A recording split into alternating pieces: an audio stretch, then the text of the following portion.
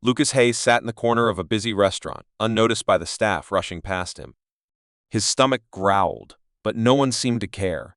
Dressed in a faded denim jacket, a worn-out t-shirt, and scuffed boots, he looked nothing like the man who had spent the last 30 years building a restaurant empire. His employees barely glanced at him, their judgment clear in their eyes. They saw a man who didn't belong, not realizing he was the owner of this very restaurant, Hayes Bistro, a chain known for its upscale dining experience. Only one person treated him with kindness. A young waitress named Emma Carter approached with a warm smile, offering him a menu while everyone else ignored him. She had no idea she was serving the man who had built this business from the ground up. And soon, she would learn just how much that kindness mattered. For years, Lucas had poured his heart into building Hayes Bistro. It all started with a small family diner in Tulsa, Oklahoma, passed down from his parents. Through hard work and determination, that tiny restaurant grew into a nationwide chain, with locations in major cities from Seattle to Miami. His restaurants were known for their luxurious atmosphere, high-quality food, and top-tier service. Wealthy business executives, Hollywood celebrities, and high-profile guests filled the dining rooms every night, expecting nothing but the best. But despite all his success, something didn't feel right. At first. It was just a few complaints in email here, a bad review there. Lucas brushed them off, thinking they were just picky customers. But the complaints kept coming. People who didn't fit the wealthy image said they were ignored, treated like they didn't belong. The more Lucas read, the more he realized there was a serious problem. One chilly evening, Lucas sat in his sleek Denver penthouse, scrolling through customer reviews on his phone. His eyes stopped on a post that hit him like a punch to the gut. "I went to Hayes Bistro last week. I'd saved up for a nice dinner after a tough month. I wasn't wearing a suit, just jeans and a hoodie, but I had money. The staff ignored me for 25 minutes while they rushed to serve some guy in a tie. I left feeling like garbage. Do better, Hayes." Lucas sighed, setting his phone down on the cold granite countertop. He couldn't ignore this anymore. His restaurant wasn't just a business, it was supposed to be a place where everyone felt welcome. But now, it seemed like his own staff had forgotten that. He had to see it for himself. The next morning, Lucas dug through his closet, pushing aside expensive suits and polished shoes. Instead, he grabbed an old flannel shirt, a pair of worn-out jeans, and a faded Rockies cap. He glanced in the mirror. Gone was the wealthy restaurant owner. Instead, he looked like a guy who barely had enough for a meal. But he didn't stop there. He left his wallet behind, slipping only a few crumpled bills into his pocket. If he was going to test his staff's kindness, he had to do it without the safety net of his wealth. Instead of driving his Tesla, he took the bus, feeling the curious glances of passengers who thought he was just another struggling man. By the time he stepped off near Hayes Bistro's flagship location in downtown Denver, the sun was setting, painting the glass windows with streaks of gold and orange. Lucas took a deep breath, adjusted his cap, and stepped inside, not as the CEO, but as a nobody. As Jacob entered the restaurant, the scent of freshly baked bread and sizzling steak filled the air. His stomach grumbled, but he kept his head down, playing the role of a man with nothing left. He walked toward a table near the window, where a waitress, a young woman with tired eyes but a kind smile, approached him. "Hey there, sir. Can I get you something to drink?" she asked, holding a notepad in one hand. Jacob hesitated before answering, his voice low. "Just water, please." She nodded, but didn't walk away. Instead, she glanced at his worn-out clothes and empty hands. "Are you okay?"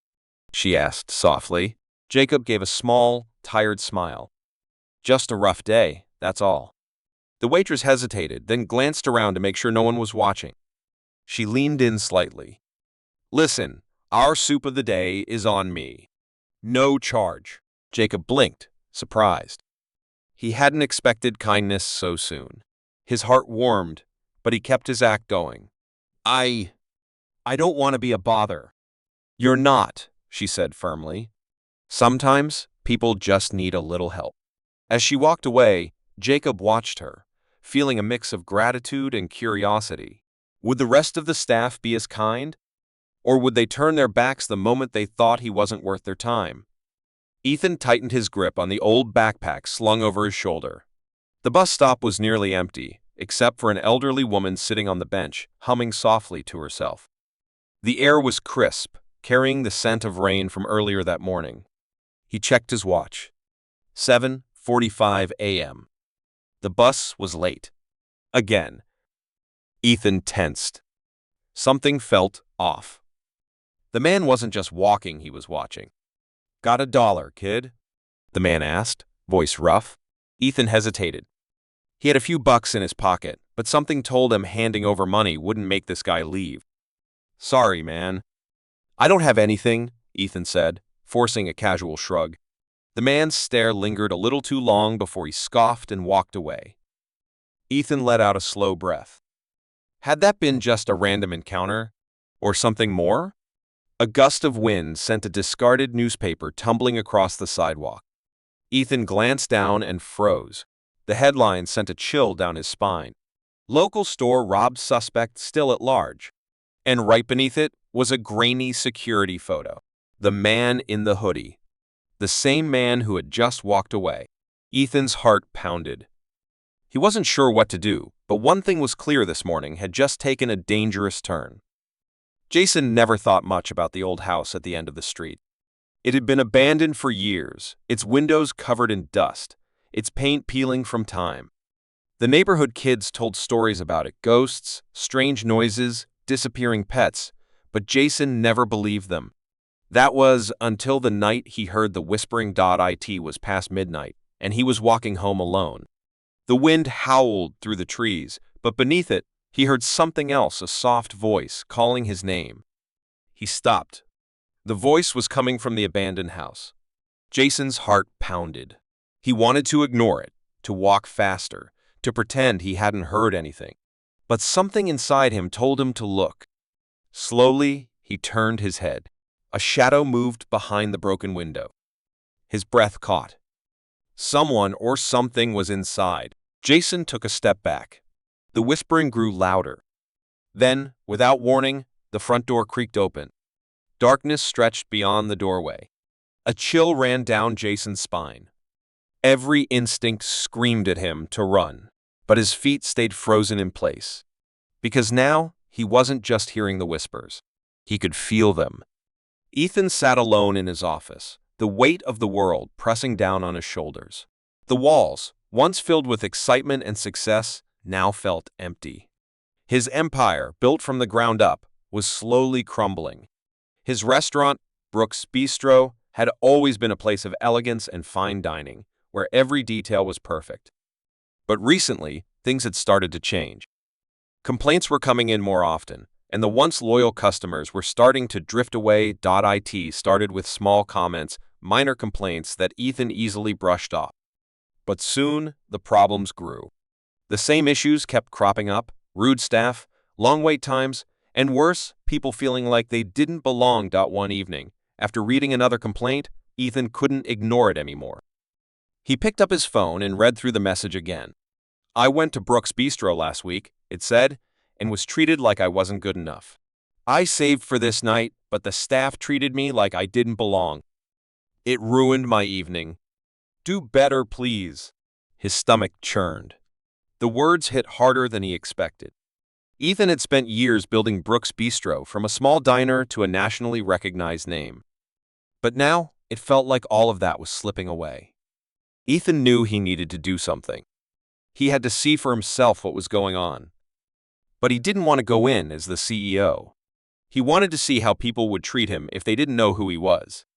The next day, Ethan dressed down, hiding his wealth behind a worn-out jacket and faded jeans. He pulled on an old baseball cap, leaving his fancy wallet behind. Wasn't Ethan Brooks, the CEO. He was just a regular guy looking for a meal. As he walked through the doors of Brooks Bistro, he could already feel the difference. The air was thick with the sound of clinking glasses and the hum of conversations. But the moment he entered, he noticed something that bothered him. The staff barely glanced at him. They welcomed the well-dressed customers with smiles and attention, but ignored him. That's when he met Sophie. She was different. She smiled at him when everyone else didn't. She didn't treat him like he was invisible. Sophie wasn't just doing her job, she cared. She brought him a meal, something simple but done with care. It was more than food, it was kindness. It hit Ethan hard. He realized that Sophie was what he had always wanted for Brooks Bistro, a place where everyone, no matter who they were, felt respected and welcome. The next night, Ethan returned to Brooks Bistro, but this time, he wasn't in his worn clothes. He was the CEO dressed in a tailored suit. He walked through the door and everything changed. The staff looked at him differently. Sophie saw him and instantly recognized him. She was shocked, her eyes wide. Ethan stepped up to Tyler, the manager. He asked how many people had recognized him the night before. The staff stood in silence, unsure of how to respond. Ethan looked at Sophie and told her she deserved more than waiting tables. She belonged at the top. She was hired as the new manager of Brooks Bistro. Tyler, the old manager, was fired. Ethan knew that leadership meant more than just being in charge, it meant showing respect and doing what's right.